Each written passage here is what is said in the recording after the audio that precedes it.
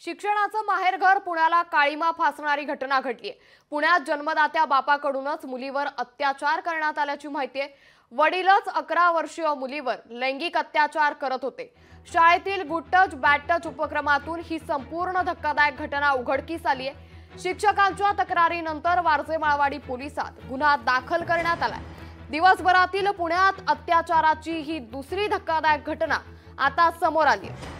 याबाबत पोलीस उपायुक्त संभाजी कदम यांच्याशी बातचीत केली आमचे प्रतिनिधी अमोल धर्माधिकारी यांनी। विद्यार्थिनीवर लैंगिक अत्याचारांच्या घटनांमध्ये सातत्याने वाढ होते, पण आता वारजे माळवाडी पोलीस स्टेशनच्या हद्दीमध्ये बापानेच मुलीवर लैंगिक अत्याचार केल्याची धक्कादायक घटना समोर आलेली आहे। आणि याविषयी सगळं जाणून घेण्यासाठी आपल्यासोबत पोलीस उपायुक्त संभाजी कदम सर आहेत। नेमकी काय घटना आहे सर, आणि ही घटना नेमकी कधी उघडकीस आलेली आहे? काल आपल्याला अशी माहिती मिळाली की जे पीडित मुलगी आहे निर्भया, ती त्या ठिकाणी करवीनगरला एका संस्थेत शिकत असताना त्या ठिकाणी शिक्षकांच्या इंटरॅक्शनमधून काही गोष्टी त्यांना समोर आल्या।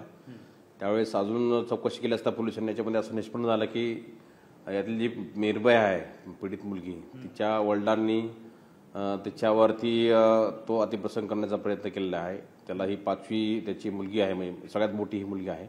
अजून त्याला 4 मुले आहेत आणि घरी त्यांनी हा प्रकार निंदनीय प्रकार केलेला आहे। आपल्याला पोलिसांना माहिती कळल्यानंतर ताबडतोब त्या आरोपीला जो वडील आहे त्याला पोलिसांनी अटक केलेली आहे।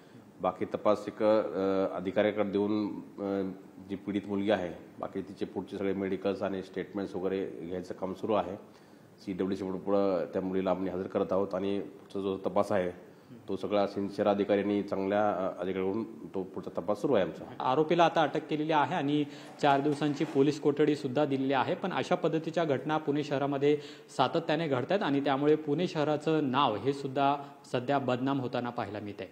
कॅमेरामन योगेश केळापुरेसह अमोल धर्माधिकारी, लोकशाही मराठी, पुणे। लोकशाही मराठी, ऐका, पहा, जागरूक रहा।